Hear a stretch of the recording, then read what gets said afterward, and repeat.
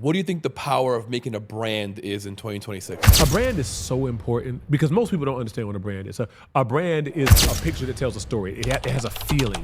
How do you make people feel? What do people say about you when you're not in the room? And I think in 2026, branding is everything. And branding is why people are getting canceled. Because I don't know if it was Versace or one of those people who had humans draped on other humans, and it was like, people want to know, like, and trust. People want that. They want people they can know, like, and trust, which is why, whether you're talking about BET or Nike or whoever these big behemoth names are, it used to be, I need BET to discover me. Now, BET wants me. They're saying, but listen, we're looking for influencers. We're looking for people who have street cred because big names, Gen Z doesn't want. They don't trust big names anymore. You know what I'm saying? There's a lot of mistrust there. So they want their local influencer that they know, like, and trust.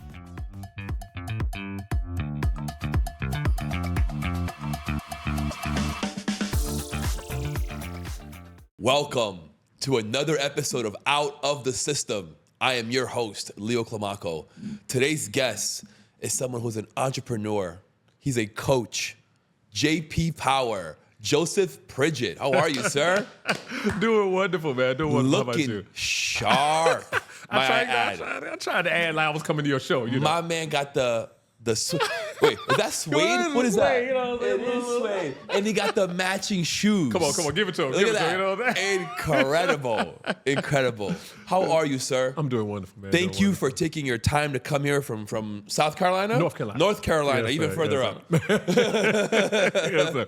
I love it, man. It's beautiful. It's cold there, so catch a flight, change the weather. Yes, 100%. Yes, all right, tell me about yourself. Where'd you grow up? What's your background? Where'd you come from? So I grew up in North Carolina. My dad was a preacher. I inadvertently followed in its footsteps and became a preacher. But in 2014, my bishop and I had a difference of opinion. And just like that, newly married, growing church, fastest growing church in my conference. After that difference of opinion, I'm homeless, jobless, incomeless. They shut everything down. Can you share with us what that difference was? He thought we were having a discussion about so I had got suspended, right? Because they were gonna do it. Somebody accused me of doing something, so I said we're gonna do an investigation, do the whole thing. That was cool because it was like a paid vacation for me. I was like, okay, let's do it. And he said, okay, it's come to my attention that you were gonna be preaching somewhere. I said, yeah. While y'all are handling everything over here on my paid vacation, I was like, I'm gonna go over here and preach. There's a church up the street. He's like, you can't do that. I said, I'm sorry. He said, well, violate your suspension. I said, oh, I'm so sorry, because we have a discipline. And then there was a written suspension. I said, well, show me line and paragraph in the written suspension, or show me in the discipline where I'd be violated. He said, it's not in there. I said, oh, okay. So how would it be a violation of your suspension? He said, well, we have suspended your preaching license. If you go preach somewhere, by what authority would you be preaching? I said, ooh, yikes. By the authority of Yeshua HaMashiach, dog. You didn't call me to preach, right? You don't think you have the authority. He's like, yeah, we can tell you when to preach and when not to preach. So I said, let me, just to be clear, just to make sure that I'm clear, you're telling me that you think you have the authority to tell me not to do what the Lord told me to do? Right. And he looked at me in my face, didn't bat an eyelash, didn't miss a beat. Absolutely. I said, oh, I'm so sorry. A terrible mistake has happened here. Show me where to turn in this ordination. Show me where to turn in everything y'all got. Y'all can have it back. And I'm scared for you. He's not alive today. Wow. He's not alive today. So I said that to say, man, this journey has been nothing that I ever dreamed, nothing that I intended to go on. But since then, the Lord has allowed us to find life coaching, book publishing, and we've been able to make over $1 million in the business. So, the Lord has been good to us. That's incredible. Yes, sir. That's incredible. How long did you preach for? So I was preaching. So I got called in 2001, and I'm still preaching. So I pastor a church called the Power Church. Power is the brand. For me, power is the metaphor. There are a lot of people who feel victimized, whether it's in your finances. So my second book, that's one of my books right there. My second book was More Than a Conqueror, Getting Victory in Every Area of Your Life. I preached a sermon series called Does Your Jesus Work in Real Life? And for me, I'm really angry about a people who go to church and sing about an all-powerful God and read about an all-powerful God and talk about an all-powerful God and then leave church and the devil got his foot on their neck and they don't have any victory anywhere. Their health is jacked up, their marriages are jacked up, their kids are jacked up, their mental health is jacked up. It's almost as if all the powerful promises in the Bible, they just kind of leave them at church. There's a separation between what I say at church and actual real life. And I'm like, no, that's not what's real. So my metaphor for my whole thing is power. We are empowered to live abundant life. I didn't make it up. It's already in the book when I woke up this morning. You know what I'm saying? So that's kind of the metaphor for how I live. I think I understand how those people see it though, because I used to be like that. Okay. And it's like, I get to do what I want during the week, but then on Sunday I get to cleanse myself. Right. So it's almost like a penance. Right. So one of the things that I talk to people about is, I come to church and I suffer through a boring sermon. The pews are uncomfortable. People are kind of mean. Right. And, it's kind of like, okay, God, I've done your thing. I came to your house. Now, look, I don't bother you in your house. You don't come bother me in mine. I literally preach that from the pulpit. Yeah, exactly. And I say, one of the things that I have in my videos is, what do you think about when you think about church?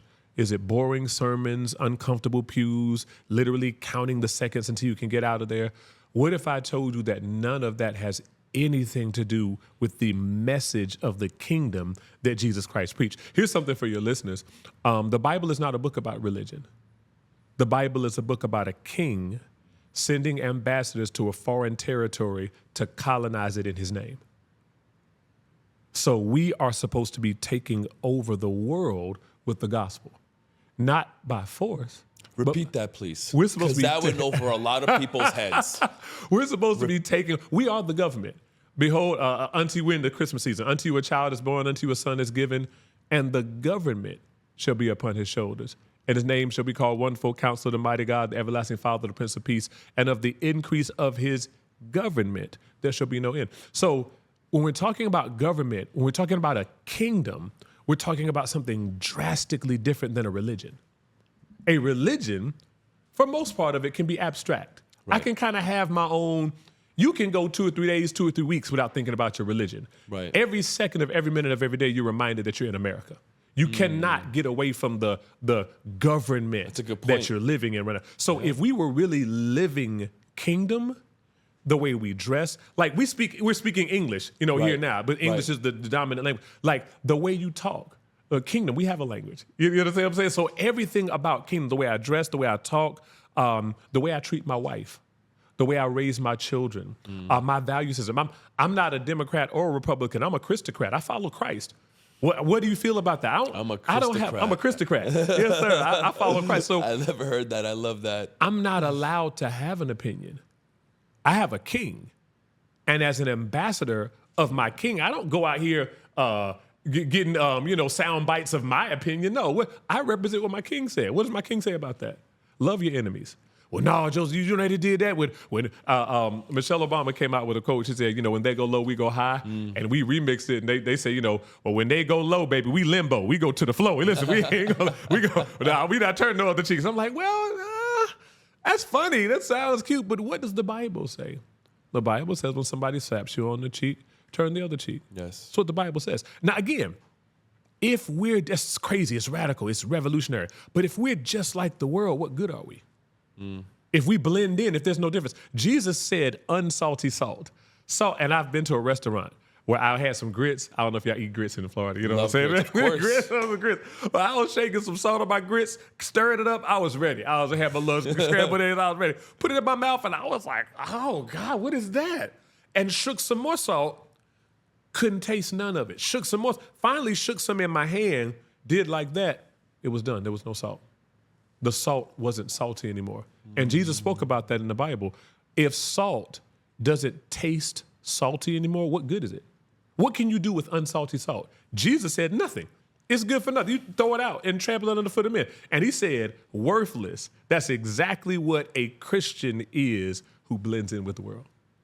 If you're not different, if people can't look at you and say, hey, there's something about him, there's something about her, what good are you to the kingdom? So again, for me, it's not about I used to be a great debater. I used to be on the debate team in high can school, tell. all of that. I used to, man, I was into it.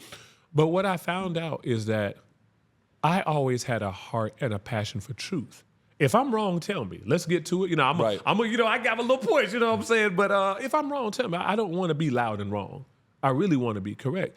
And I found out that most people, when they debate nowadays, they're not interested in coming to truth.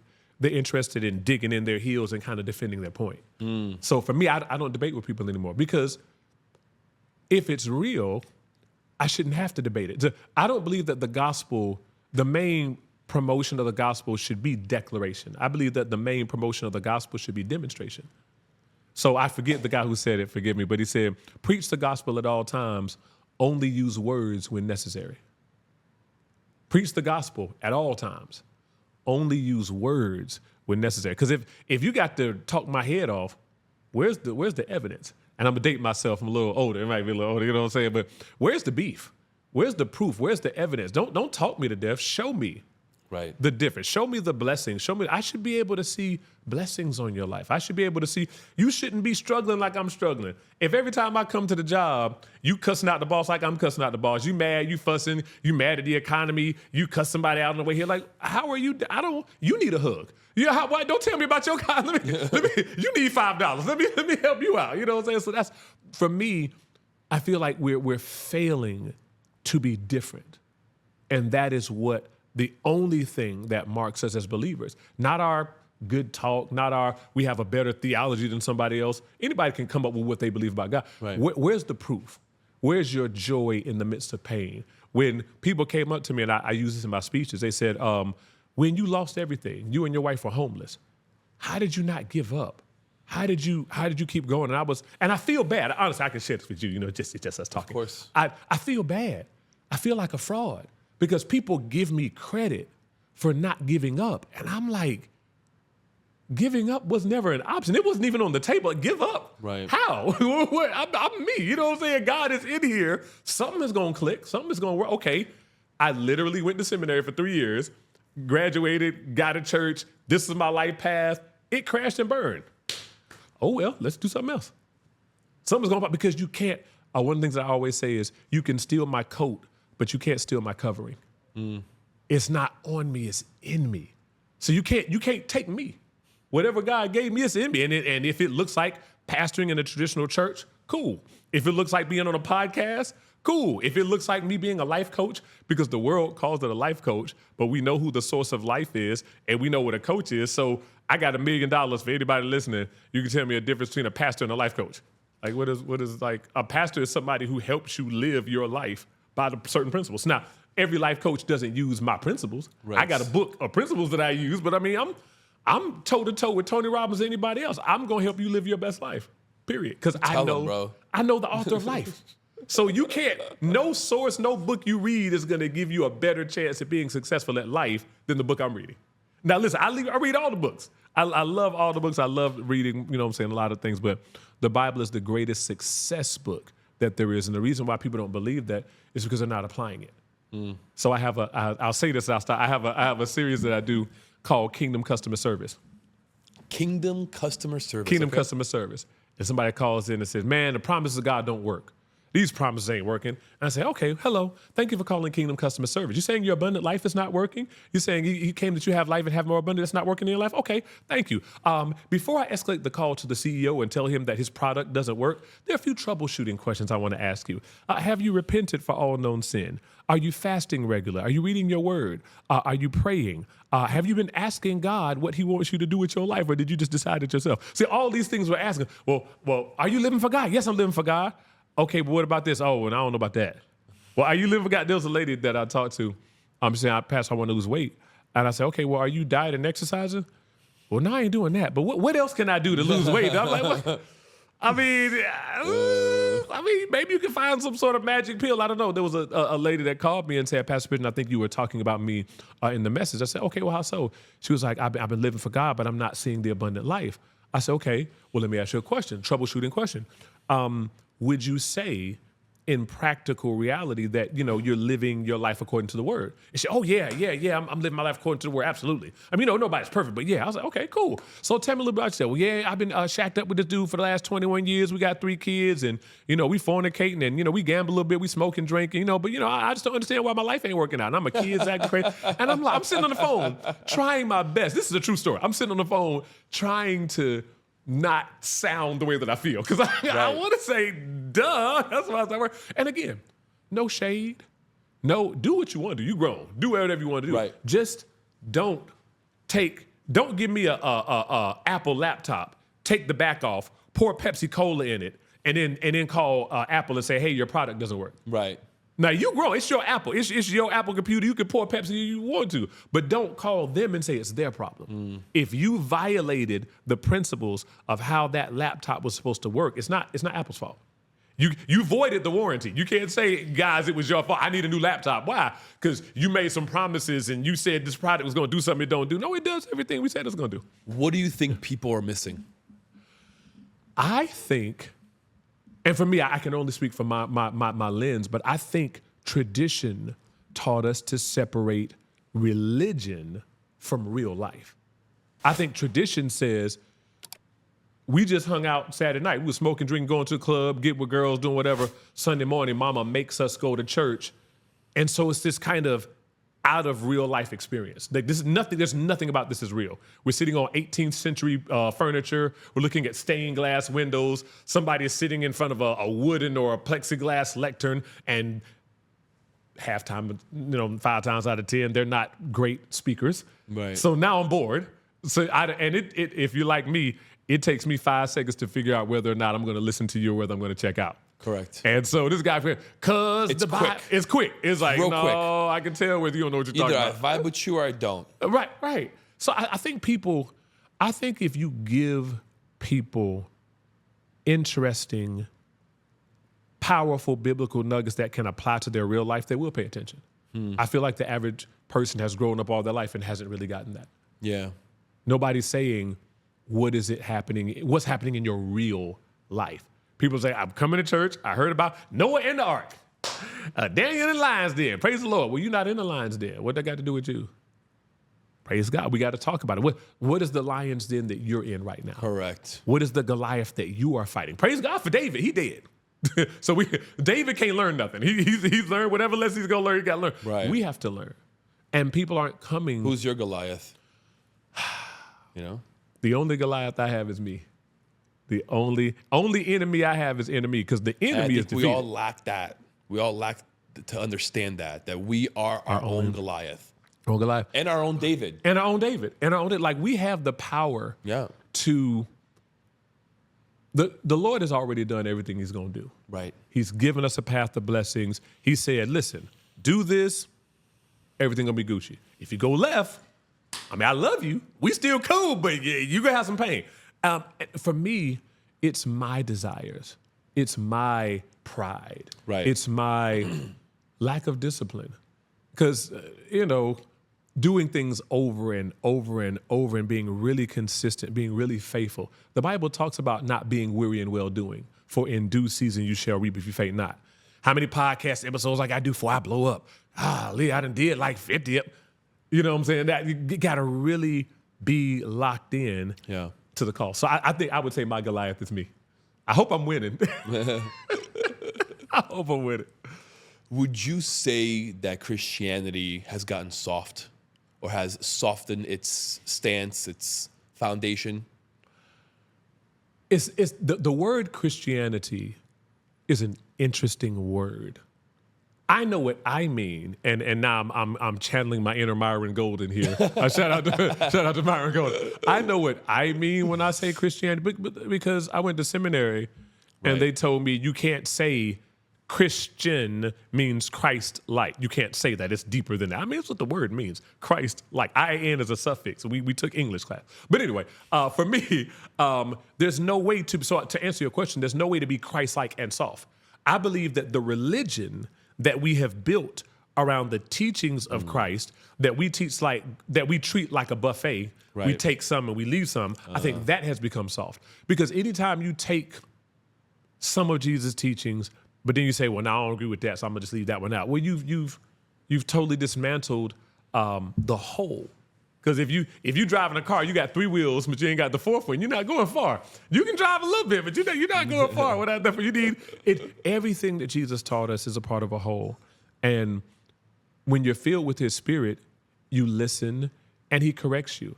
One of the things I heard T.D. Jakes say, he said, God created us in his image, but in 2025, we have recreated God in our image. We have created a God that likes everything we like and hates everything we hate.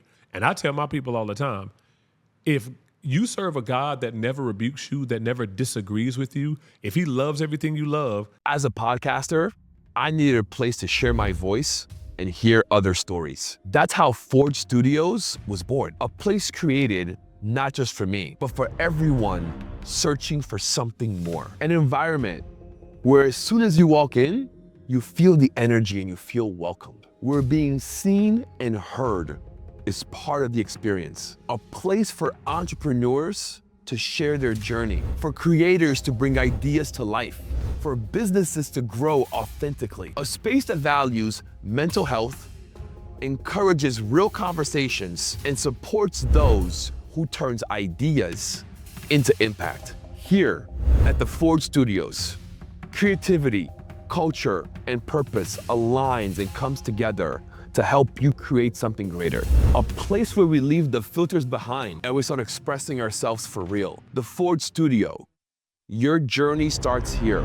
Your impact starts now.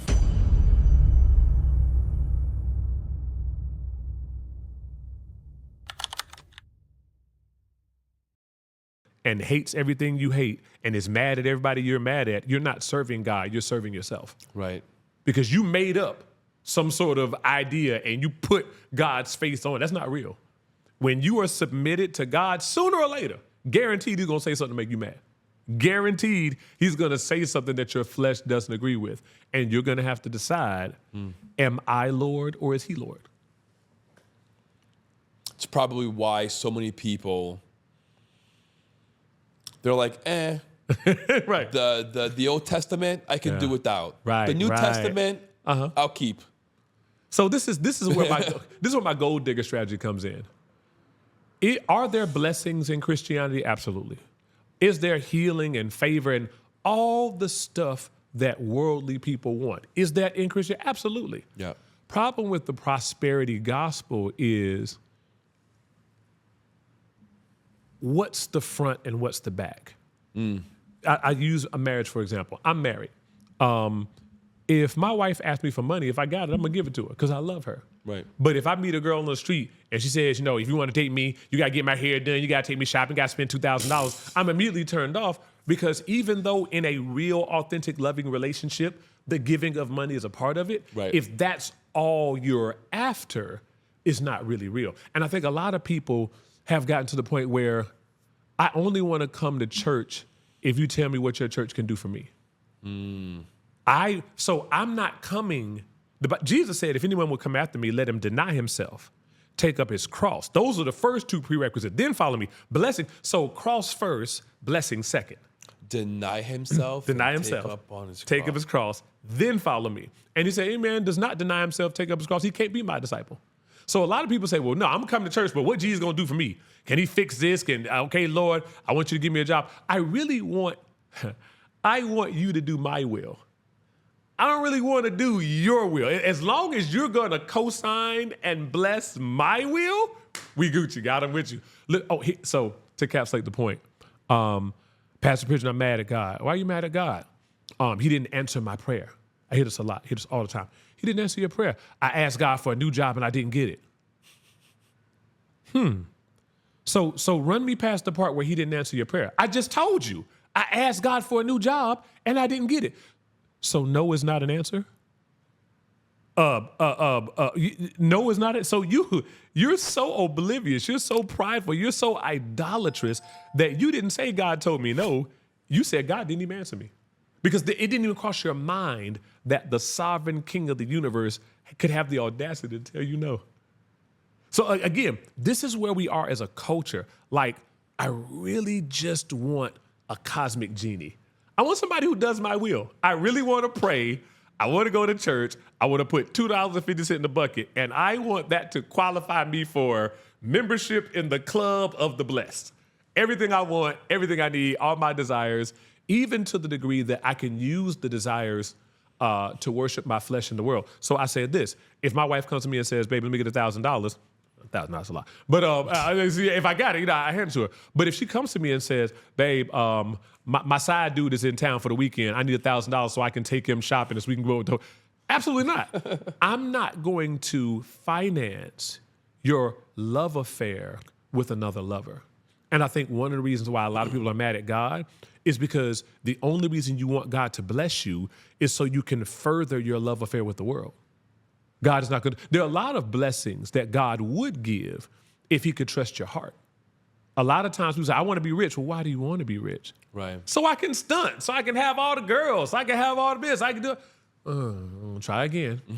Because riches are not the problem. That's what we were talking about. Riches aren't the problem, your heart is. And how you deal with money is one of the greatest indicators of your spirituality that there is. I love the point that you made that no is not an answer. That's incredible. That brought me to my children. I have a 6-year-old and a 3-year-old, 2 boys. I tell them no all the time. They want everything. Right. We are God's children. Right. We want everything. Right. Our Father's telling us no. Deal with it. And he knows better than us. And I think there's if you want to say there might be a 60-40, 40-60 idolatry and arrogance. Idolatry is really I'm God and I tell God what to do. Arrogance is I know better than God. Because how dare you tell me no? I tell you no because I know better than you. And I honestly, whether it's sex. But I want it. But I want it. And I can't see how you giving me this would harm me.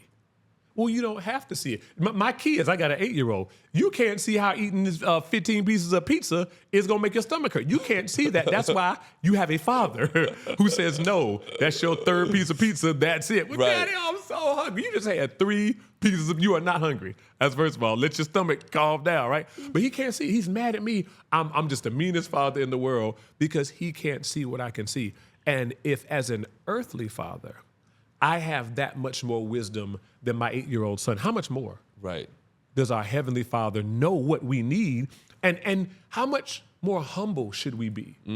To be like, and one of the things I just said in the Bible study the other day, if I ever disagree with the Bible, if I ever disagree with God, 100% of the time, he's right and I'm wrong. And that's what I live by. God, I don't know about that. Now, you're supposed to do what now? But I always fall back to, okay, well, I can't see your wisdom on this. So, Lord, I submit because I don't have to understand before I obey. I obey in order to understand. So I believe that as I follow what you say, I'm going to see the wisdom of what you say later. Or I may die and never live to see the wisdom of what you told me to do. But that's what makes you God. That's what makes you king. I'm not king. I don't question my king. And now I ask my king questions. I want to make sure that I get that clear. I ask my king questions, but I don't question my king. Like when you tell me to do something, it's yes, sir. God, now while I'm on the way to doing, obeying you, let's talk about this. What's going on? Can I understand? You got some revelation for me about why this is going to work? I mean, if not, that's cool, but I would like to know why I'm going out, go out here and leave your family and go to a place I'm going to show you. That's interesting, but I mean, I trust you. I trust God above anything. Same. And when my wife got cancer, we trusted God and we just believed God. And thank God she is cancer-free today. So, praise God for that. But in every step of the way, when I lost my job, my wife got cancer, I had a friend of mine tell me, because when I first got married, my marriage was trash. My marriage was the worst. I just knew I had been counseling couples for years.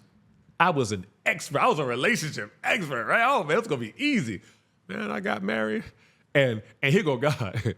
You're a relationship expert, huh? No, come on, expert. Come on. No, don't ask me no, you got it. Let's see what you got. Let's see what you got. You know what I'm saying? But man, but I had a friend of mine ask me, how did you know that your marriage was going to get better? And I told her, that's what the Bible says. The Bible says the Lord will perfect that which concerns me. And he that hath begun a good work in me shall complete it until the day of Jesus Christ. I had no earthly reason to think that my marriage was going to get better. We had some there was some undiagnosed mental illness things happening there. Like we didn't know what was going on. Like it didn't make sense why we couldn't get along. Both beautiful, intelligent, God-loving people couldn't get along. Fell in love, just a whirlwind romance, and as soon as we said I do, it was like dun dun dun. Things change when you say I do. Things change, and it was almost like comical, like night and day, like somebody flipped a switch. But I say, man, there's nothing that God can't do. I can do all things through Christ who strengthens me, and I'm not a quitter. Right. So I said, we're gonna figure it out. And there were some rough days, but whether it was sleeping on a mattress on the floor and figuring out how to get this coaching business off the ground, whether it was my marriage, whether it's starting the Power Church, whether it's doing my Power to Prosper podcast, whatever it is, I'm not a quitter. You know what I'm saying? So we're gonna make it do what it do. We're gonna figure out how to make it work, because I feel like that's my responsibility. God gave me the gift. What I do with it is my gift back to him. What I love about God's, I guess, freedom that he's given us and the way that he wants to teach us things, there's a spectrum to it, which, right, he can go no, or he'll give it to you, and in that example of your son, he'll let him eat the 15 pizzas and have you have that stomach ache. So now you know. Now you know. Now you know. You know? How you feel? How you There's feel? that spectrum. Feeling good? Oh God, I should listen to you. But how many times, and even going along with that, how many times have we told God, if you get me out of this, I'll never do this again, only for us to get out of danger and go right back in. I told God, I don't want to be that hard. The Bible says something very insulting. The Bible says, as a dog returns to its vomit, so a fool to his folly. And I told the Lord, I don't want to be that now. Whatever it was, your body rejected it the first time. You threw it up the first time, and a dog will throw something up and go back and lick it.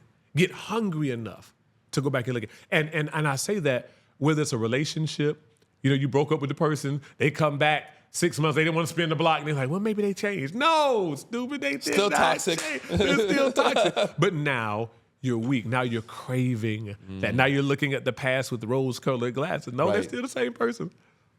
Oh, yeah. That's praise to God. And I love the way that God knows us individually. Yeah. So the way he's going to lead me may not be the way that he leads you, because I might be more hard-headed. You know what I'm saying? The way my sister didn't get as many spankings as I got because she wanted as hard-headed as I was. You know what I'm saying? I needed a little bit more hands-on approach, because I was, I wasn't, and I praise God for it. But he knows what's going to be the thing that causes us to fall back in line. I love that about God.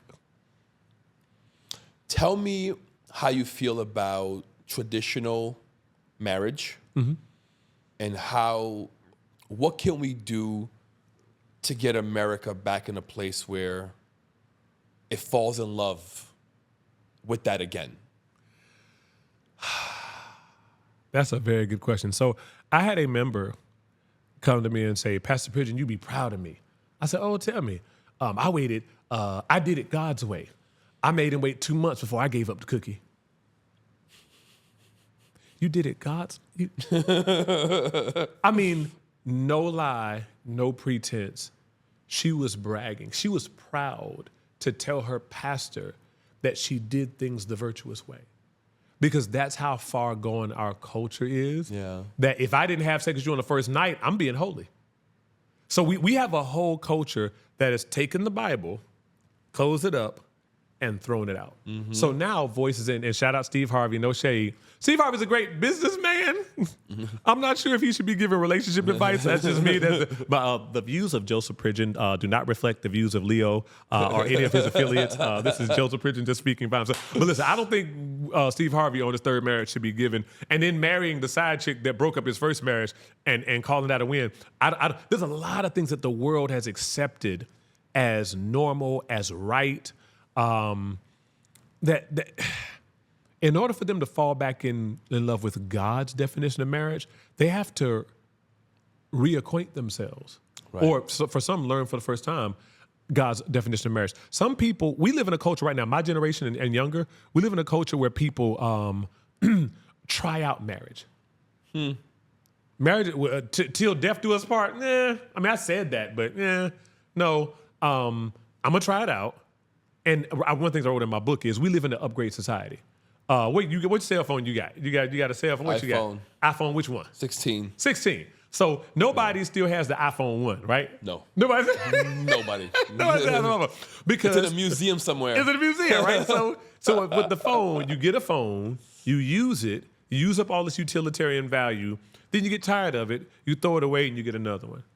And the upgrade society that we live in, that's kind of spilled over into marriage. I did like you, but now I ain't feeling you no more. So now it's irreconcilable differences. Now, in North Carolina, you used to not be able to get divorced for no reason. Now you can get divorced for no reason. Other person doesn't even have to sign the papers. Really? You go to the courthouse by yourself, you fill out the paperwork by yourself, certain amount of months pass, you're divorced. So we're living in a society that has said God's rules are trash. And one thing I tell people, if the word laws bothers you, if the word rules bothers you, if you feel so much in bondage, I use the word principles because people understand if you disregard the principles, you can do that, but don't expect God's promises if you disrespect God's principles. Don't say, well, hey, man, here's your life jacket. Make sure you got your life jacket. No, I don't need no life jacket. Then you're out in the middle of the ocean drowning. God, why you let me drown? I didn't let you drown. You chose to disregard the principle, and your drowning is a result of you not using the life vest that I gave you. So all of this baby mama drama. Listen, so this is one thing. I'm not going to go off on this because I could talk for years about relationships. Mr. Pridgen, when I was teaching, Mr. Pridgen, them girls crazy. I said, no, they're not crazy. You are. What you mean? You had sex with her, right? Yeah. You told her you love her, right? Yeah. You crazy. A woman's heart is like the spikes at the car rental place. You go down forward, what do? What do the spikes do? They lay down for you. Yeah. If you try to back up, what's going to happen? They're going to blow your tires out. Because a woman's heart was only designed to go one way. That's why God gave a woman walls to put around her heart. And you tried your best to break down all her defenses, break down all her walls, to get inside her heart, to look around and say, oh, it's nice in here, mess around and knock stuff over and say, okay, I'm done, and you want to leave. Yeah. And then when she starts spazzing out, you call her crazy. But she's not the crazy one. You were crazy for thinking that you could go in and be intimate with her without commitment, because intimacy without commitment always produces pain. So how do we get the world back on track to actually love? They can read my book. I have a book about marriage. But listen, what's it called? I'm changing the name. That's why I did. I was giving the leadership, but I'm changing the name because the name was misleading for a couple people. So I wanted to make sure that I get it right. But we're changing it to Happily Ever After ? The truth about marriage and relationships. And the premise is there's a reason why every fairy tale you've ever read ends at marriage. And they lived happily ever after, the end. No marriage in the history of marriage has ever lived happily ever after. That's why it's a fairy tale. That's a fairy tale. And once people figure out that marriage is not one long romantic date, now they're angry. Dating does not prepare you for marriage. No. I'm telling you, it's a whole thesis that I have really about doesn't. this. So people are caught off guard. Do you think that living together before marriage does or no? I don't, because there's nothing, you don't have divine help without the spiritual covenant. So the thing about living together, and the statistics support this, people who cohabitate before marriage have less of a chance of making it than people who don't. Because if I cohabitate with you, I always have in the back of my mind, no matter how bad the argument gets or no matter how bad the frustration gets, I can always leave. And there'll be no consequence. So we coming together, we want to share bills, it's cheaper to do it this way. Now we're having sex. Now, old folks used to call it playing house. Right. We're playing house. And recall that. the world has said that is the way to do it. Let me not say the world. You ready for this? I went to a church conference. Okay. A church conference. I was single at the time. And somebody asked the pastor, over 2,000 members, I won't call his name because some of your listeners might know him, said, Pastor, should we get married without having sex? Or what if I'm not sexually compatible? Hey, if you work with digital marketing, online sales, or manage clients, you know the right tool makes all the difference. I use Go High Level, and I can guarantee that this all-in-one tool brings results for all my clients. With CRM, email, SMS, automation, scheduling, landing pages, and sales funnels, integrated and easy to use, management becomes simple, productivity increases, and campaigns perform way better. If you want to grow in an organized and efficient way, access my link and see how Go High Level can also change the way you work and sell. You know, with the person, should I have sex for marriage? And this man told a whole biblical parable saying that Jesus was saying only a fool wouldn't try it before you buy it. That's what this pastor said. You got to try it out because we're not sexually compatible. You gotta look under the hood first. Under the hood, man. You got to look, man. We got to be like, hey, man, I like this. But first of all, That's crazy. if you have not accepted that marriage is God's institution, then we've already lost. So if you buy a Lamborghini, there's no way you're going to spend $900,000 or $1 million on a Lamborghini and take that Lamborghini to a shade tree mechanic. Right. Nobody in their right mind, some not in their right minds, would never take a Lamborghini fresh off the lot to a shade tree mechanic if it started making noise, engine started knocking. You're not doing it. You wouldn't take it to a Honda dealership. No. You have enough respect for that Lamborghini and how precious it is. I'm going to take it to the one who created it.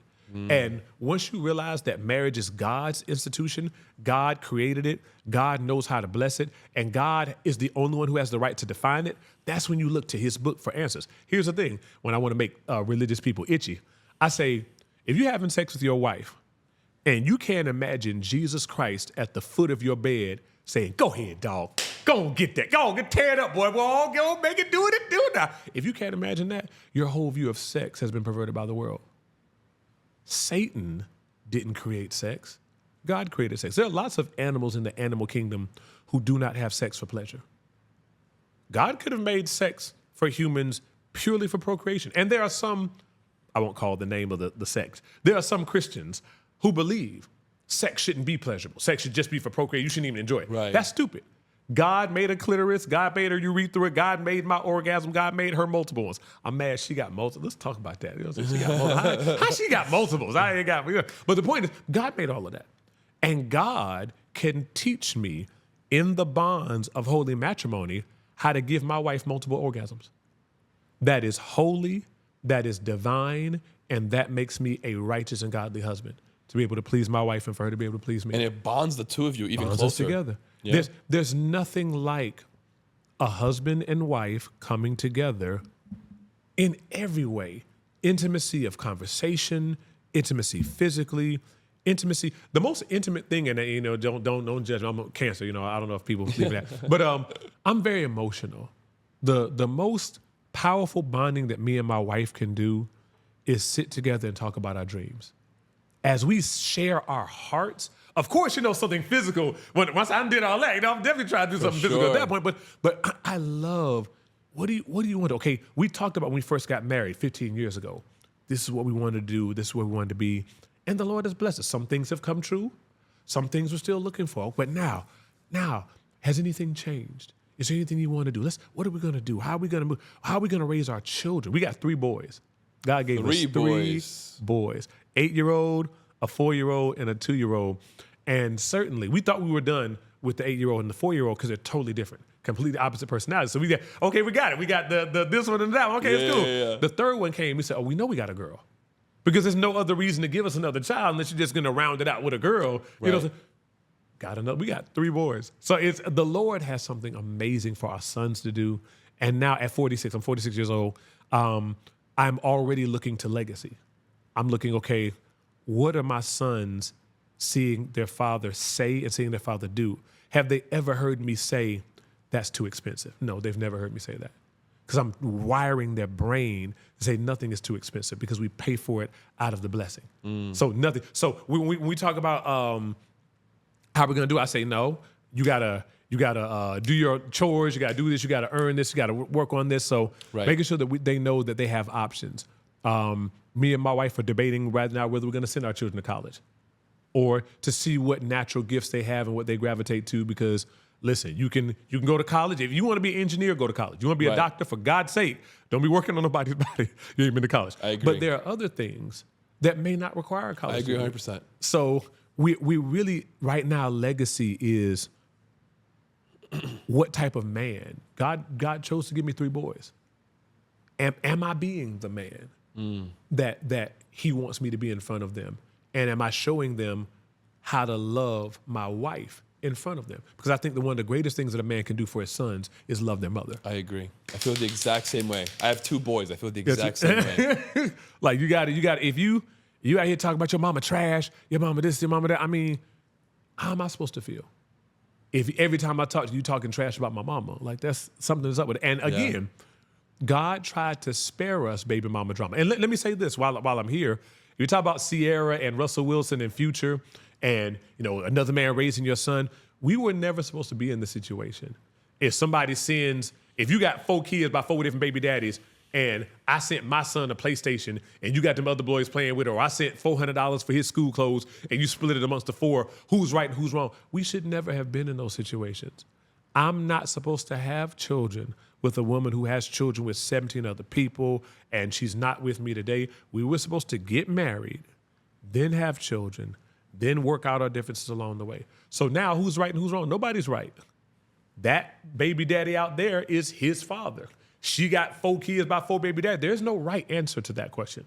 And that's why people love to talk about it on social media. There is no right answer. She got 4 kids by 4 baby daddies. She's managing her money the best way she can. If I give one child the PlayStation or I give one child $400 worth of school clothes and the other children are in tattered clothes, that's gonna mess up my house. Obviously I wouldn't do that. So now you got confusion because the devil is the author of confusion. He doesn't care who thinks they're right or who thinks they're wrong, as long as we're all mad, as long as we're all arguing, as long as there's confusion. Yeah. It's almost like, here, have it. Right. Here's your candy. Here's your candy. Listen, Take it. nothing bad is going to happen because the enemy doesn't want you to worship him. The enemy just doesn't want you to worship God. He says, I could never think of all the creative ways for you to destroy yourself that you could. Just reject him. Wow. Say that one more time, please. So the devil doesn't want you to worship the devil. He just doesn't want you to worship God. As long as you reject God's authority in your life, you will do the devil's work for him. You will create all the ways to destroy yourself. If your flesh is left to its own devices, devil can sit back. That's why I said my greatest enemy, like my Goliath, is my flesh. My Goliath is my desire that I may have baptized that's really just me. I may have said, this is God, this is the love. Why are we so good at sabotaging ourselves? I think it's, well, I don't want to cop out and say human nature, but I think it is human nature. I think I was into Greek mythology back in the day with tragic heroes. I think so many people wrote about tragic heroes who had superheroes, but they had that one kind of flaw, because I think that's Like real life. Achilles with the Achilles heel. I think that's real life. You have a Kanye West who is brilliant, gifted from God. Yeah, literally. But has a challenge, a mental challenge, some things going on. And as brilliant and as gifted as you are, self-destructive behavior. And in my life, in my brief little life, the greater the gifting, the greater the challenge. There's a lot of people who are supernaturally gifted, but a lot comes with that. Yeah. And if you're not really, really, really, really locked in with the Lord, those demons, because I mean, whether you look at Will Smith, whether you look at Bill Cosby, you could the role goes on and on to infinity. Like On and people on and who are on. supernaturally amazing. And the only people who you would say are not on that list are the people whose stuff we don't know. Because everybody's on the list. The people who are supernaturally gifted fight supernatural demons, all of them. What's that famous line? With great power comes Great responsibility. It's the truth, man. It's absolutely Uncle the truth. And I'm trying my best to say, maybe you can't defeat everything. Maybe you can't win all the battles, but maybe you can keep winning. Maybe you can keep growing. Maybe you can say, okay, I recognize that I deal with that. And maybe we can create a culture that says, let's not demonize people who struggle. Because here's the thing, we all struggle. So there's 2 types of people people whose struggles we know and people whose struggles we don't. And we've created a culture where people are hiding their struggles because nobody wants to be attacked. We're in a cancel culture. So we're quick to cancel people. If you say one thing I don't like, you're canceled. If you do one thing wrong, but all that doesn't create a culture of good people. It creates a culture of good pretenders. It doesn't create a culture of righteous, good people. No. It creates a culture You're where censoring. you're censoring. So so now that I know that if anybody struggles, anybody shows you any weakness, you're going to attack them.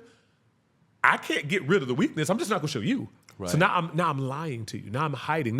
Now whatever I'm struggling with, the pain, the poison, it's worsening because I can't get healed. Because I can't admit that I'm struggling. I go to the doctor. The doctor says, "What's wrong?" I'm fine.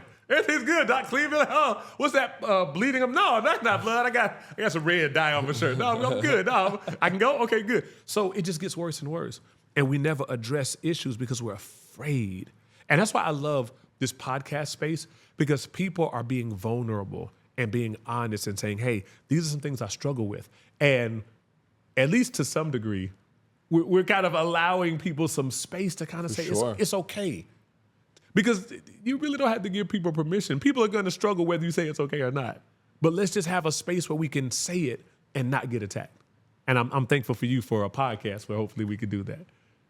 So let's do that, Pastor. How can we give people hope? How can we show people a couple of steps that they can take in order to get out of their rut, to get out of their overthinking, to get out of their own way? The first step for me would be surrender. I have no hope in this life other than the Lord leading and guiding and directing my steps. That's my hope. So break that down to me. What does surrender mean to you? Because I think a lot of people misunderstand that word and they think that they have to be a slave. A slave, right. So when I say surrender, and this is colored differently for me, so you can take from it what you will. But for me, it starts with God is really smart, right? So even if I was coming from a secular standpoint, He created everything. He's been around forever. He's seen everything. It might make sense. We listen to Warren Buffett. He's in the 80s? Yeah. Because he's got a good experience. He's got success winning. Somebody who's been around a long time, got a lot of success winning. I don't think it could go worse than God. Like, I don't know. That's just me. So the first thing is, when I listen to God, I follow God, not out of some blind sense of religious duty. I follow God because, and this is my words, because I'm not stupid. Because He's smart, and for me, it will be stupid for me to deny somebody who is that much smarter than me. Second thing is, it's His world. He created the world, so He has the right to run it. The Bible says the earth is the Lord's, and the fullness thereof, the world and they that dwell therein. So there are a lot of people who don't believe what I believe, but I pull from Morpheus in the Matrix. It don't matter what they believe. My beliefs do not require you to believe what I believe. I believe God is God, whether you believe it or not. Right. And I don't need you. I'm not going to browbeat you. You say, well, I believe Allah. Praise God. I believe I'm God. I believe this tree is God. Listen, let me know how that works out for you. I am under no compulsion to try to convince you or to try to steal what you believe. My hope and what I believe would give you hope is being filled with the Spirit of God and allowing Him to lead you. And one of the things that I say, to go back to the hope piece, if success was what they taught us success was, then Robin Williams, Whitney Houston, and Michael Jackson would still be alive. And now you can add Twitch, you can add Bourdain, you can add Kate Spade. Kate Spade was worth over $2 billion, and she unalived herself. Amy Winehouse, Kurt Cobain. Yeah. So it's like there's so many people who, for all intents and purposes, had achieved what everybody wants to achieve. They're successful, had the money, had this, had that. But that can't be the definition of success. If you can have all the accolades, Michael Jackson, I mean, all the accolades, decades of success. I mean, the king, transcending music. Like, I mean, people passing out like they had a religious experience at his concert. And at a time when he should have been resting on his laurels and enjoying his children, literally telling a doctor, I don't want to live anymore. There's got to be more to this. So there are three things that people are looking for in this world. The three things that they're looking for love, joy, and peace. Those three things they're looking for. And it just so happens that those three things are the first three fruit of the Spirit. Say, Joseph Pridgen, people are looking for money. People are looking for money. So when I do my speeches, I go around and say, listen, all right, I'm gonna give somebody $100 million. Who wants it? Everybody raising their hand, I say, who really want it? Come on up to the front. Come to the front. Who really? And somebody will come up to the front. I say, okay, I'm gonna give you $100 million. They're like, all right, I'll take it. But your mom is gonna get cancer, and you're gonna get in a car accident. You're gonna be paralyzed from the neck down. You still want the $100 million? Oh God, no. What do you mean? No, that's crazy. So you don't really want the $100 million. What you want is the love, joy, and peace that you thought $100 million was gonna bring. That's what everybody wants. Everybody wants love, they want joy, and they want peace. Why do you want $100 million? So I can finally relax, so I can have some peace. I ain't got to worry about these bills over my head. Right. The guy that drove me over here, I was like, how was your day today? He said, it's been pretty busy. I was like, is that cool? He's like, yeah, well, you know, it's better than not, man. You know, got to make this money, got to pay these bills. And I was saddened. Deflated, right? Deflated, because I was like, man, his whole mindset was, I've got to do something I don't really want to do because my whole life centers around paying bills. And so we're talking about hope. The first step is breaking out of that system. And this is what Jesus taught. Jesus said, come to me, all you who labor and are heavy laden, and I will give you rest. Take my yoke upon you and learn from me. I'm gentle and lowly of heart, and you will find rest for your souls, for my yoke is easy and my burden is light. And for most people, Christian or non, easy and light is not a description of their lives. No. When God pronounced the curse, he said, through painful toil, you will get your food. By the sweat of your brow, for dust you are, to dust you return. So painful toil and sweat is the currency of the curse. Easy and light is the currency of the kingdom. And when I go places, I say, well, now, which one of y'all living? Which one is a good description of your life? Which one? Biggie, Prophet Biggie Smalls said, more money, more problems. That's what Biggie Smalls told. Biggie said, more money, more problems. But the Bible said, the blessing of the Lord maketh rich and addeth no sorrow. Now, which one is it? Now, it can't be both. I would submit there are two different kingdoms. One kingdom, everything you get, you got to work hard for it. You got to strain, you got to struggle, you got to hustle, you got to grind. One kingdom says grind, the other kingdom says grace. And they're antithetical kingdoms. There's literally a song that used to go, F the world, don't ask me for shit. Everything you get, you got to work hard for it. Honey, I remember that. That's why I got it to stop. No, but yeah, look, hip-hop taught us a lot of bad theology. I mean, money, power, respect. That's the key to life. Money, power, respect. That's what you need in life. That's what you need. They taught us. So people don't believe you were learning a philosophy of life or religion, but you were. Hip hop was teaching us a religion, and now all this stuff coming out with Diddy. I'm like, man, who was I listening to? Crazy. Lord have mercy. Because I was, to this day, there are Jay-Z, Biggie, and Busta Rhymes lyrics that live. Unexposable, whatever. You know, you can't kick them out, you know what I'm saying? Sure. Of my head. Like, they just live there. If you agree. say the wrong word, like I said, money, power, respect, if you say the wrong word, it's going to trigger the whole lyric. So now I have to rewire my brain because late 70s, early 80s hip hop was poverty. They were rapping about money because they didn't have any. And everything was about getting next dollar, whether it was being a stick-up kid, whether it was doing whatever I got to do, whether it was selling out to the whatever it is. Everything was about getting money because I didn't have any money. Right. So they made us unduly focused on money. And now we find out TLC didn't have no money. They were singing about Scrubs when they was Scrubs. We find out all these people signing record deals, and that $500,000 they got, that wasn't money, that was a loan. We thought they was balling. They weren't balling. They had to recoup that. They had to be slaves going out on tour, recouping the money for the record company. See, we didn't know that. We were worshiping Criss Cross. Like back in my day, you know, they were our contemporary. Criss Cross and, you know, all those guys. Like, no, they're all an slaves. act. It's all an act. Show business. No different than selling peanut butter, selling crack, selling music. It's a business. And the greatest thugs were in the industry. So for me now, it's like the guys that I grew up idolizing, that the life that I thought I wanted was not the life that I thought I wanted. So now I got me a beautiful woman. She loved God. She loved me. I got a beautiful house. I'm home. As a podcaster, I needed a place to share my voice and hear other stories. That's how Forge Studios was born. A place created not just for me, but for everyone searching for something more. An environment where as soon as you walk in, you feel the energy and you feel welcomed. Where being seen and heard is part of the experience. A place for entrepreneurs to share their journey, for creators to bring ideas to life, for businesses to grow authentically. A space that values mental health, encourages real conversations, and supports those who turns ideas into impact. Here at the Forge Studios, creativity, culture, and purpose aligns and comes together to help you create something greater. A place where we leave the filters behind and we start expressing ourselves for real. The Forge Studio. Your journey starts here. Your impact starts now.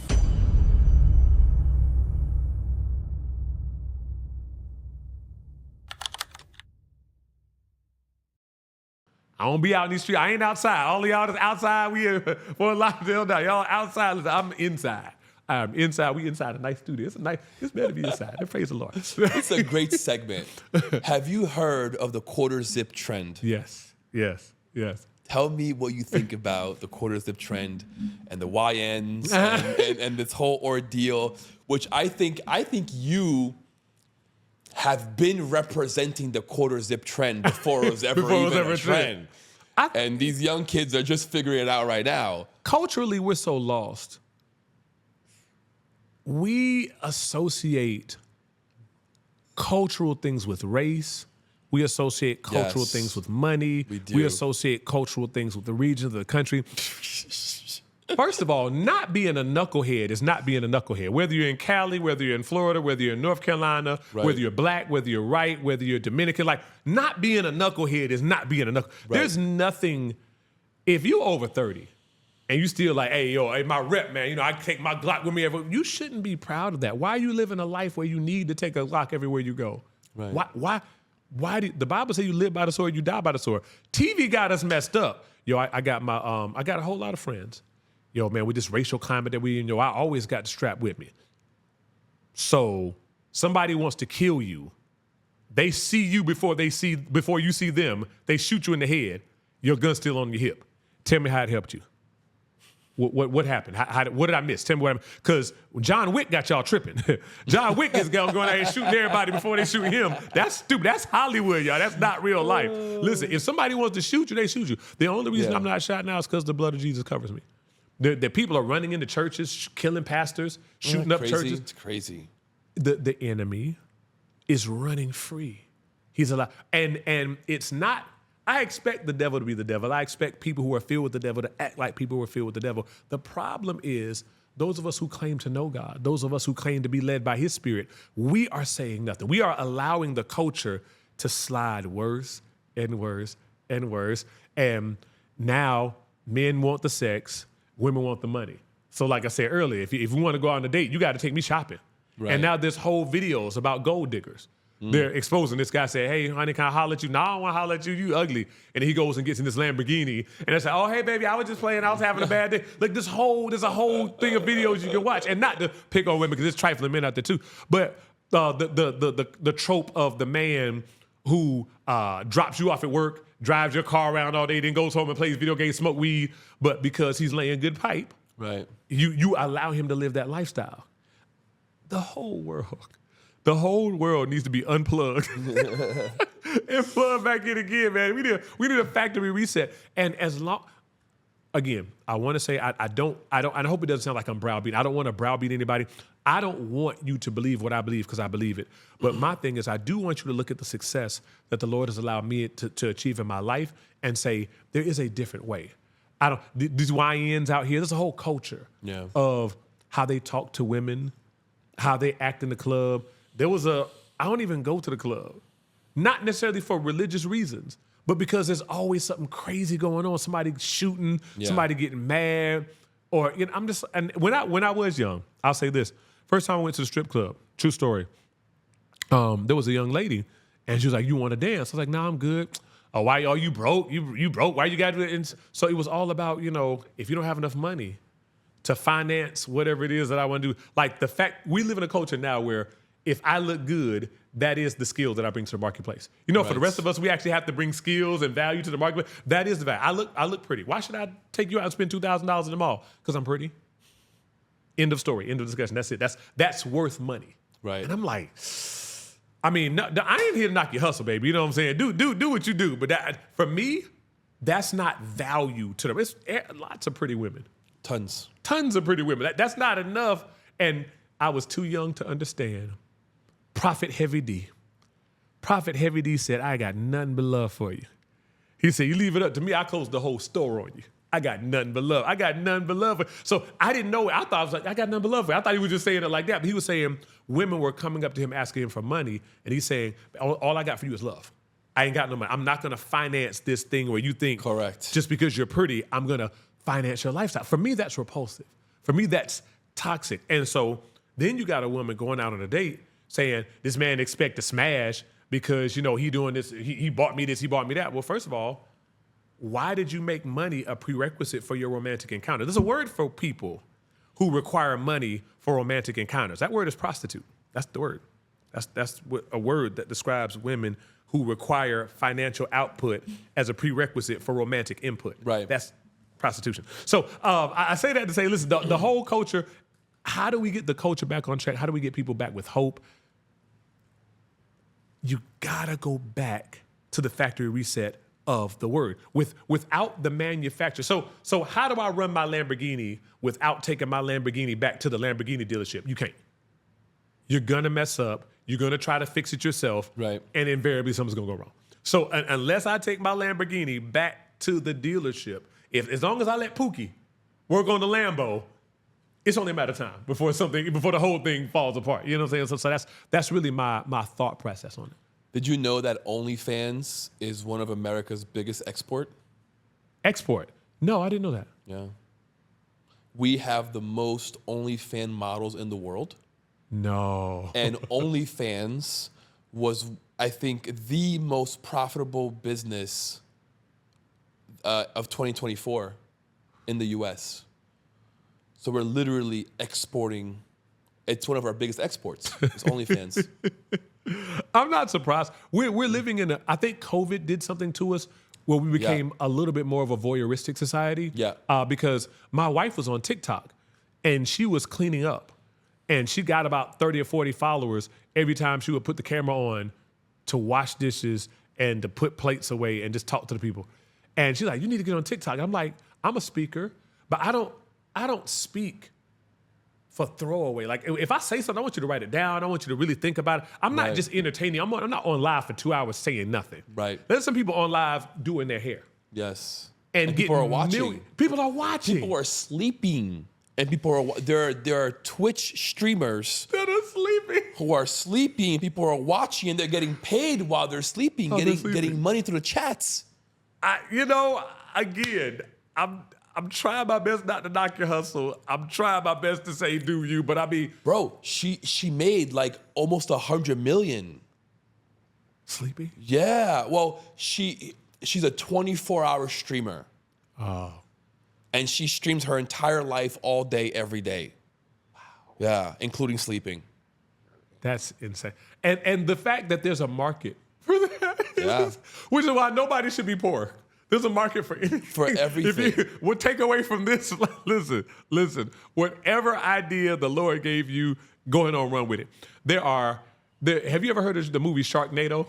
Of course. So I use this as a principle for my people, man. I'm like, you scared to run your business. There's a movie about a tornado of shark, and you know what? It was entertaining. It was entertaining. They made 5 movies. Yes. They made 5 with 2 spinoffs. Yes. So because it was good, people watched it. Otherwise, it wouldn't have made 5 spinoffs. So somebody's saying my idea is not good enough to try to bring to the marketplace. You're crazy. You're crazy. Go try.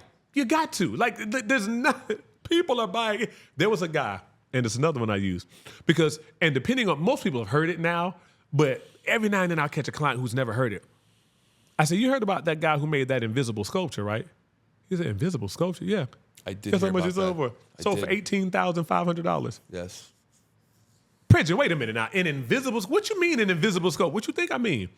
Nothing. There was a column with a placard on it that said invisible sculpture, and it sold for $18,500. So if somebody can literally And sell that was probably cheap. Probably Probably cheap. more. Probably could have got way more than that. Way more. Because the most expensive water bottle is like a Magdalene, something. I don't know how to pronounce it, but it sold for like $6 million. What was that painting last year? That it was a banana with duct tape. Did you see that one? I saw it. I don't know It how much sold it for millions of dollars. I don't know exactly how much, but it was millions of dollars. I saw it. It was banana with duct tape. So listen, whatever idea that you've been saying, I told people, I was like, look, Burger King out here selling tacos. Listen, go with your idea. Listen, go run your idea. The guy who made a pool noodle is a millionaire. I mean, like, It's listen, true. like, just go with your idea, whatever it is. Play devil's advocate, real quick. Do you think things are going exactly as they're supposed to be? Absolutely. Absolutely. Right? Because there are people like you who are a bright light, who are shining the light and casting out the darkness slowly, person by person. Right. I think we are finally at a period of time where we have so many enlightened people Right. that I think eventually we're going to shine so bright Right.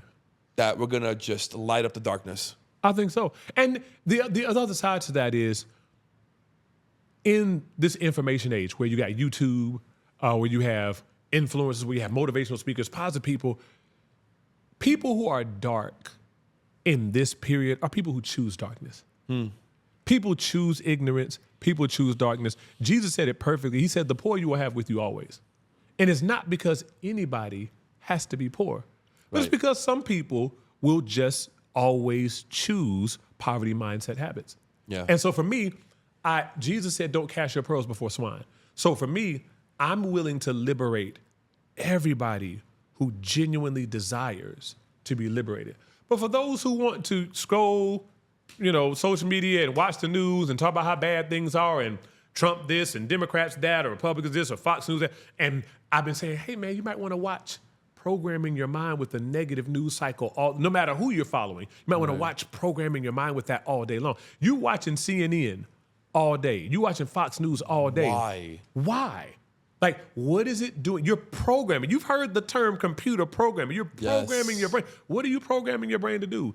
Think constantly negative all the time. It's called a channel for a reason. It's a channel. channeling into your mind. Absolutely. And it's broadcasting. It's broadcasting. And you're like, but you got people who are still afraid.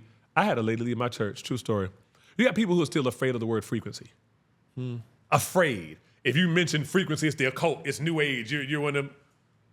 Frequency is a science word. Stop being stupid. People are stupid. People are so unwilling to embrace something if it sounds unfamiliar. Right. So for me, whether you choose spirit or whether you want to say what frequency are you on, don't be a constantly negative person.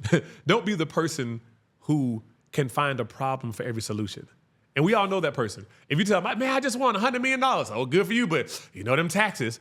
Man, I just got a promotion on my job. Well, good for you, but they're going to want more hours. The person who always finds something negative to say, but whatever it is. So again, the people, there's a speech I do, a little point that talks about when life gives you lemons, you make lemonade. And I wanted to slap somebody when I discovered that lemons are not a naturally occurring fruit. They're not. So sad. So that literally means life never gave you lemons. Never. So You now made it. you made it. And I think there's no more apropos analogy than that. I agree. All of your problems, you cry, oh, these lemons, let me just try to make some lemonade. No, you made it up. Everything is. You make it good, you make it bad. And I'll land the plane with this. I'm talking about perspective and the frequency that you're on. There's a story told about a man who lost his job, got fired from his job, and he was devastated. He went on this bender. He was crying. He started drinking. Then he started smoking, and that wasn't doing it. He started popping pills, started smoking crack. Just went on this bender for about a month. 30 days passed. His phone rings. He answers the phone, and he says, is this Mr. Such and Such? He says, yeah. He said, this is your dream job calling. And we heard you got let go from the other job. We wanted to wait a little respectful amount of time. But we know we've been following your career for the last 20 years. We know who you are. You're amazing. We want you to get in this position. This position is going to be 5 times your previous salary. You don't even have to interview you. We don't have to interview. We know who you are. Just come in, pass the drug test, and you're hired. So, of course, He doesn't get the job. And the question that I ask the people is, why didn't he get the job? Did he not get the job because he got depressed? Did he not get the job because he smoked and crack and drank and did all that? No, he didn't get the job because when he lost his job, he allowed himself to think, this is a bad thing. And I can give myself an excuse to do bad things because I view something that happened in my life as a bad thing. Nothing that happens in your life is a bad thing. The Bible says all things work together for good and no weapon formed against me shall prosper. So even if it was in a vacuum a bad thing, it's still working for good. Just like vanilla extract. If you taste vanilla extract, it tastes bad by itself, but when you put it in a cake mix, it works together for good. So I live my life. Everything that happens to me is the best possible thing that could happen to me. This morning, I was sleeping last night. I was so excited to come. I was excited and like a kid before Christmas, right? I'm excited, And I wake up at 11:55, randomly. I never do that. Wake up at 11:55, look at my phone, got a text message, your flight has been delayed. And I'm like, oh my gosh, what's going on? Get there, all this type of rigmarole. Like I literally slide in to get here. And I'm like, this is gonna be the most amazing podcast ever. This is gonna be, I love it. And I got a chance to minister to so many people. So walking through the airport with this jacket on, so many people were like, I love your jacket. Thank you so much. Man, that's really nice.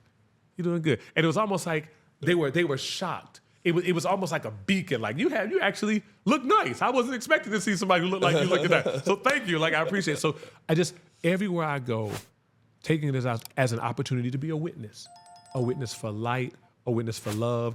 You may not know where the source of that light comes from, but it's okay.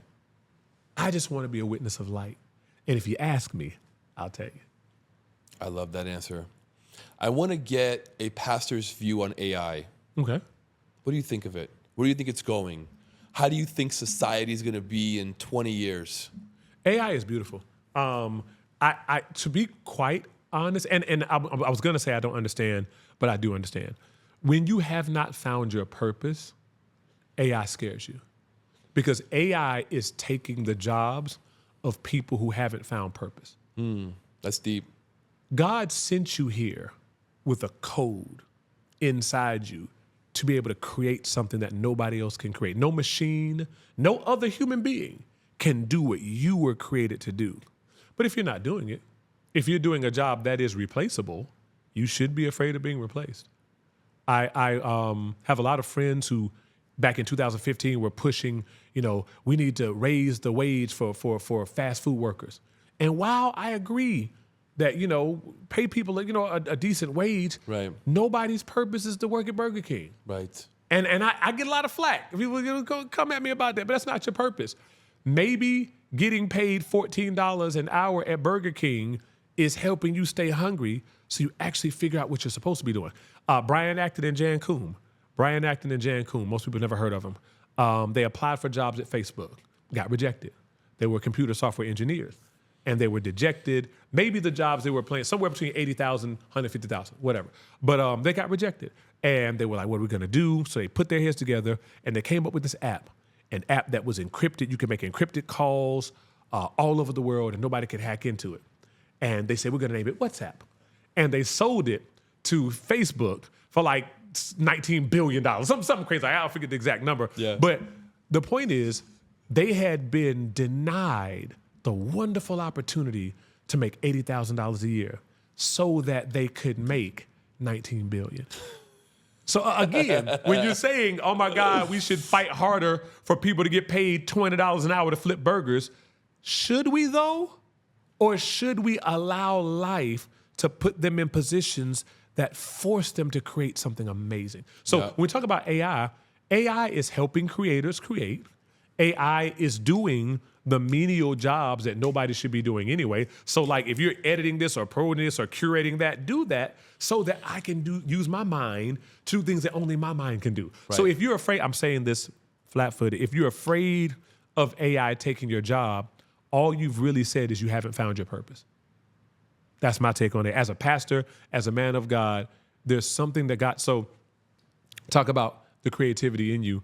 Dr. Dre, story is old as time. Dr. Dre and Eminem are having an argument. Because M is like, yo, I got this fire. I got this new heat. Yo, let's get back in the studio and let's drop it. Yo, the rap game is whack. Yo, we could still take it over. Let's do it. And Dre is like, man, I'm working on something. And M is like, what you mean you working on something? Like, dog, yo, I got this fire. Yo, I got this heat. Yo, they ain't got no lyrics. These little kindergarten raps they doing. I got the lyrics. I got the heat. Let's go. Hey, if you work with digital marketing, online sales, or manage clients, you know the right tool makes all the difference. I use Go High Level, and I can guarantee that this all-in-one tool brings results for all my clients. With CRM, email, SMS, automation, scheduling, landing pages, and sales funnels, integrated and easy to use, management becomes simple, productivity increases, and campaigns perform way better. If you want to grow in an organized and efficient way, access my link and see how Go High Level can also change the way you work and sell. Andrea's like, yo, I'm working on, so I can't get this idea. It's bothering me. It's waking me up at night. Yo, what is you working on that's so important? Yo, these headphones. And M is like, yo, headphones? Headphone? Dude, you are a producer. We make rap. We make hip hop. Dude, you don't stop playing. And you're not even in the tech industry. Like, what are you talking about? Let's get back in the lab. Let's make it. He's like, no, M, I can't do it. Yo, I got these headphones. And of course, we know $1 billion later, Dre sells Beats by Dre headphones to Apple for $1 billion. Yeah. But it's that idea that God placed in you. Clearly, there were other headphones. Clearly, headphones are not a new idea. No. But he had an idea. You can do something new even in an old space. So there's something, if you haven't created anything, if you're only consuming, that's why you feel scared of AI. And that's why you believe in scarcity. Because scarcity is not real, scarcity is a myth. If you're only a consumer, you believe in scarcity because the more you consume, the less there is. But if you are a creator, I have an infinite supply of abundance to create from. So I can never run out of money because I can never run out of value. I can never run out of value because I can never run out of inner creativity. So the world is my oyster. Listen, I love it. I'm saying, how much this costs? You're not scared of prices going up? My parents are from the old school. That we drove, hell, we got to get up, go right now. Because the gas on the corner is $2.50 and it was $2.50. I'm like, Ma, you 5 cents? You're gonna stop. I came over to hang out. You're gonna get up right now and rush to the gas station to save 5 cents per gallon. Does that really matter? Is that really a thing? But I used to be there. I used to care. I drive across town for 3 cents because I thought those things mattered. That was a lot of money to me then. So, hopefully somebody's getting some new, like this dude crazy. Like, what is he talking about? No, it's incredible. Incredible. Hopefully somebody's getting something out of it. Where do you want to be by 50? Ooh, 50 is in 4 years. Where do I want to be by 50? I want to have fully transitioned into speaking full time. I want to have fully, obviously I will always do the church because the church for me is just the lab where we practice what I'm preaching. Like right. So the church is always there, the community of believers, where if you're considering suicide or considering leaving your marriage or you're losing your mind, like that's the lab. But at 50, I want to be traveling. I want to be shining light in Florida, in Texas, in London, in Mexico. I'm really concerned about Dubai and the influence that they have. And I'm like, man, they're buying up the world. They're literally doing kingdom things. Their influence, their culture, their way of life, their money. They have the money to spread their influence. They sure do. By 50, I want to have the money to spread the influence of the kingdom of God all over the world, to give hope, to tell people that you don't have to go paycheck to paycheck doesn't have to be your life forever. You don't have to work for 65 years only to retire for 10 and then be too sick to go anywhere or do anything. Like, that's not real life. No. It shouldn't be your real life. So that's my goal. I want to speak. There's nothing I love more than getting on a stage and looking in somebody's eyeballs. Even if it's 5,000 people in the room, I'll pick one eyeball, look in the eyeballs, and I say something, and I see a light come on. That's it. There's no better high. There's no drug. There's no that. Like, that is it knowing that God gave me a revelation and I can speak it and your life is different. He worked through you. Yes, sir. Yes, sir. Incredible.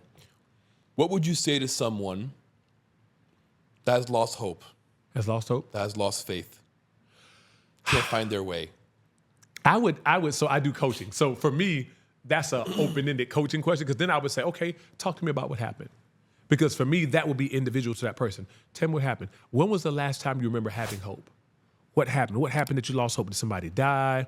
Did you have something that you wanted to happen, an opportunity, it crashed and burned? Somebody betrayed you? Something happened. There's a trigger moment there.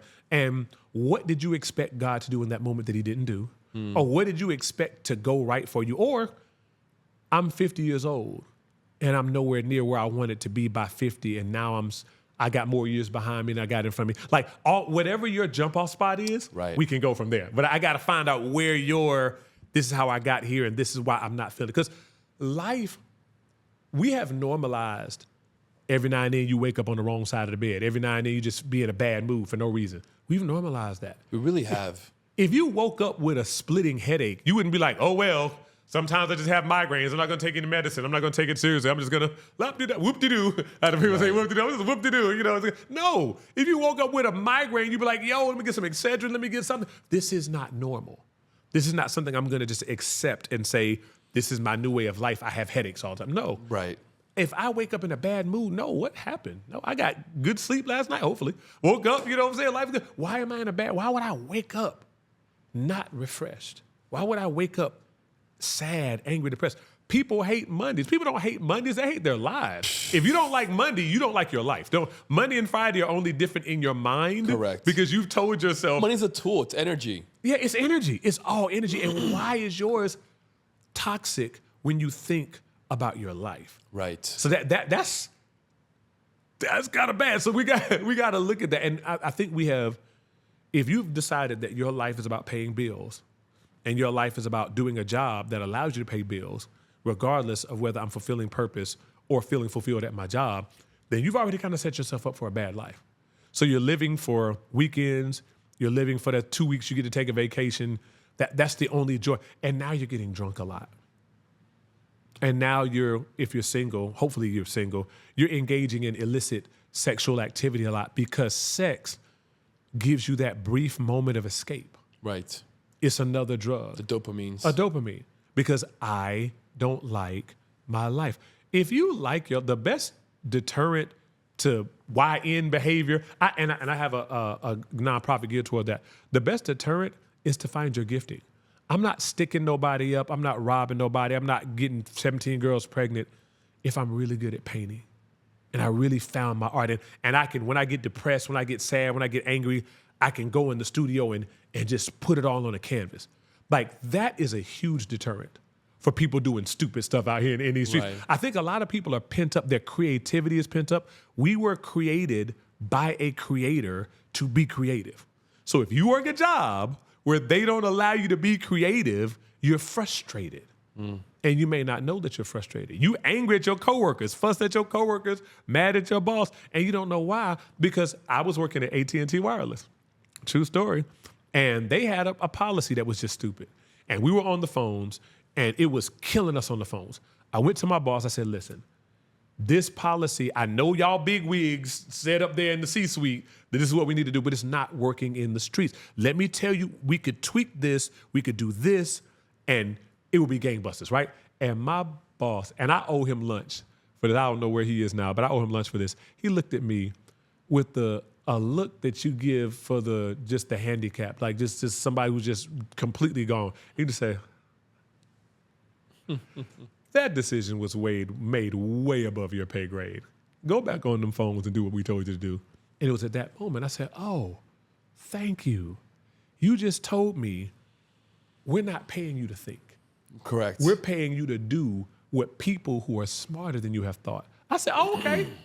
Okay, thank you for that, because somebody is going to pay me to think. Thank you for that. So I'm going to quit this job, and I'm going to bring my own intellectual property, and somebody's going to pay me for the way that I think. Because if y'all can do this and make this much money, clearly I can do something, because y'all trash. This is horrible.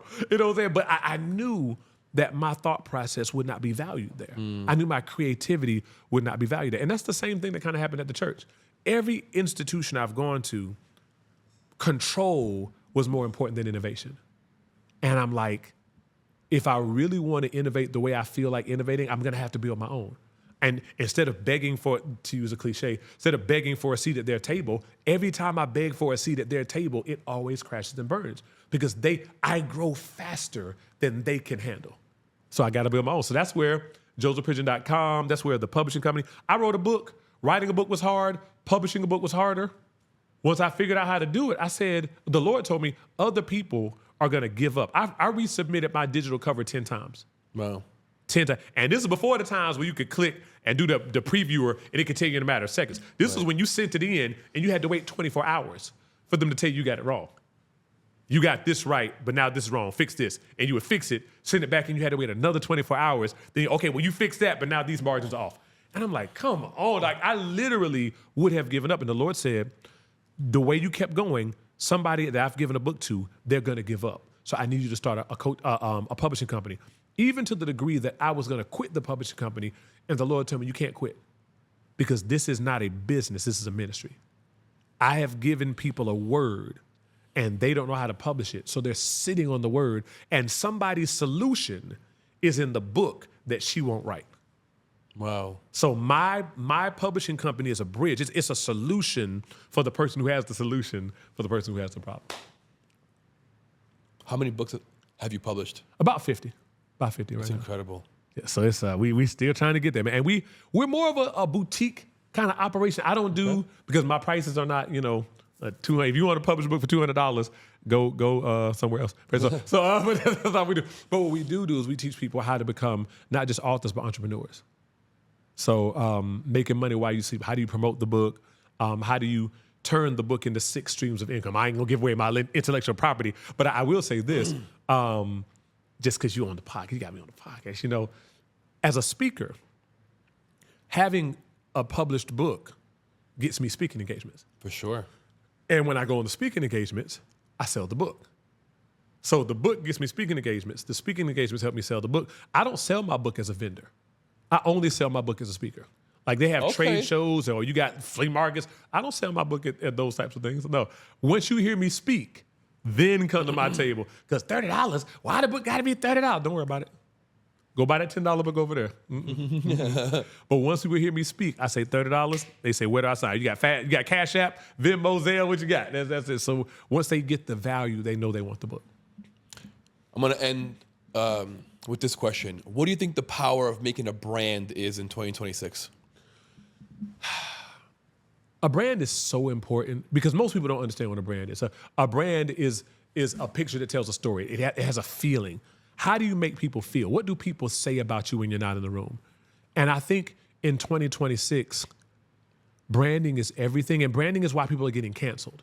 Because I don't know if it was Versace or one of those people who had humans draped on other humans, and it was like, people want to know, like, and trust, right? People want that. They want people they can know, like, and trust, which is why, whether you're talking about BET or Nike or whoever these big behemoth names are, right? It used to be, I need BET to discover me. Now, BET wants me. They're saying, but listen, we're looking for influencers. We're looking for people who have street cred because big names, Gen Z doesn't want. They don't trust big names anymore. You know what I'm saying? There's a lot of mistrust there. So they want their local influencer that they know, like, and trust. And will you put our brand on you? Which is why my wife has like 20, 30 endorsements right now on TikTok with 12,000 followers. That's incredible. 12,000 followers. Good for her. She got, she's making so much money. That's awesome. My porch is ridiculous. It's 7, 8 packages on my front porch every day. People are preemptively sending, will you make a video about this?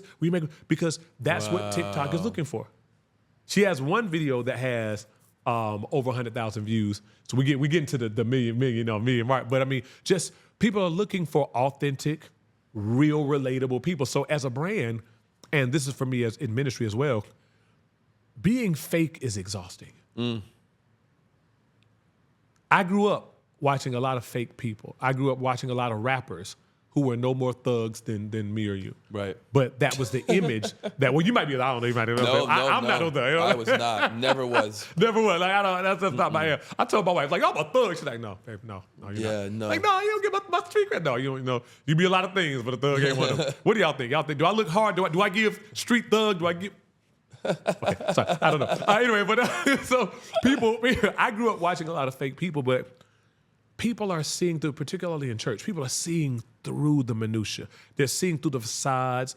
A lot of people are getting exposed. Yes. A lot of people are getting exposed. And you wouldn't have to worry about getting exposed if you were honest from the jump. That's why, what's my brand? Authenticity. What's my brand? You listen to me long enough, I'm going to say something you don't like. I view myself as more of a Howard Stern than an actual preacher. I'm building my brand on being a shock jock. Like, let's just start off disagreeing. Let's start, and if you can stick around long enough, then you can be my friend. Let's start off with what I'm gonna, because I'm gonna say something, because I have very passionate opinions about everything. You know what I'm saying? And as a black man who is a Christian, who believes in the Bible, who is a traditionalist, who fits in one box, whatever box you put me in, some box is gonna offend somebody. So once you fit me in all these, I believe in fitness. I believe, you out here saying this person out there smoking crack or that person out there having sex, but you fat. All of y'all have an addiction with your flesh. So what is it? Those with no sin cast the first stone. Everybody's got it. So I'm like, we've got to be, and you're talking about building a brand. The only way to build a brand in 2026 to be authentic. And here's what somebody asked John Maxwell. They said, John Maxwell, if you had to do it all again, what type of marketing would you use for your business? And he said, you want to know the best advice I can give you about marketing? And the whole crowd shifted because they knew he was about to go real left. They was like, okay, so he's not going to answer the question. He's going to answer the question. Okay, John Maxwell, tell us, what's your best advice about marketing? He said, get better at what you do. Too many people have $1 million branding and a $2 product. You got all of this great, you're a speaker. You got all this great speaker branding, but you ain't saying nothing. You got this hair product. You got all of this, your website is amazing. You got this promo, you got all this gear, but your hair products don't work. So there was a weight loss product in a multi-level marketing business that said it works, right? And it was like, oh man, but it didn't work. But it didn't work. So it's like, listen, instead of thinking of all this amazing marketing stuff, make sure that your first brand is quality products or quality services. And let people tell other people, hey, this is a good hair product, or this is a good watch brand, or this is a good, or if you work with Joseph, he's really gonna help you to overcome your challenges and achieve your goals. Like, I want that to be my brand going into 2026. Authentic, real Jesus, that's the hook. You know what I'm saying? No flim, no fluff. Just saying, hey, if you come in one way, you're gonna leave a different way. You're not gonna encounter me and leave the same way that you started. I agree with that. Thank you. That's a high compliment coming from you, sir. Thank you. Joseph, is there anything that you want to share? Just to tell people, listen, go to my website. I have so many books. I have a daily devotional if you need to read the Bible more. I have More Than a Conqueror, Getting Victory in Every Area of Your Life, which is exactly what it sounds like. How to get victory in my finances, in my marriage, in my health, in my mental health. Mental health is huge right now. My wife is a social worker, so mental health is really huge, and I really want people to not normalize depression or not normalize brain fog all the time, or whatever it is that's attacking you. We have the mind of Christ. Jesus Christ died to set us free from all of it. My relationship book is my most favorite thing that I've ever written in my life. I love the topic of relationships. I love love, godly love, and so many people are getting it wrong. So all that's on my website. And of course, the Blessings book. The Blessings book is a revelation that took my business over the $1 million mark. It is about the revelation of Jubilee. Slaves free, freedom from all bondage, restoration of everything lost or stolen, supernatural debt cancellation, effortless abundant provision. I know, Leo, you can't relate to this because you super rich. But we had 3 kids. And the only bills that I had were hospital bills. Because, to have a baby, you're talking about 20, 30K, so it's out the gate. And we got a letter in the mail as I was preaching this particular message about supernatural debt cancellation. We got a letter in the mail saying, you've been approved congratulations, you've been approved for this government program to wipe out all your medical debt. They wiped out, including my wife's cancer surgery, they wiped out over $100,000 in medical debt. That's incredible. Just on some old, I believe God, I pay my tithes and offerings. And listen, Joseph, you believe in tithes and offerings. Listen, don't tithe. Don't do it. That's between you and the Lord. I tithe with my money because it's the best financial strategy I have seen. You can't tell me nothing about tithe because tithe, that works for me. So what I want you to do, I want you to go to josephpridgen.com. Go around there. If you want to connect, if you want to publish a book, I can publish a book for you. If you need marital counseling or life coaching, I can do that for you. If you want to become a life coach, I certify life coaches. If you just want to talk and say hi, I don't know how many of y'all can do that, but there's a lot of you watching, but I'll talk to as many of y'all as I can. So that's what I want to say. God bless you, sir. Bless you. And thank you for the opportunity. Thank you for the You are opportunity. very welcome. You're an incredible person. I'm so glad that we got to highlight you and get you to speak your message and share that message with the world. Yes, sir. Awesome. You're incredible. Thank you. Thank you. Guys, what an incredible episode. Please, please, please go follow Joseph. If you're looking for coaching, marriage counseling, want to write a book, that's your man. Make sure to like, subscribe, hit that bell notification, and we'll see you guys next time. Thank you.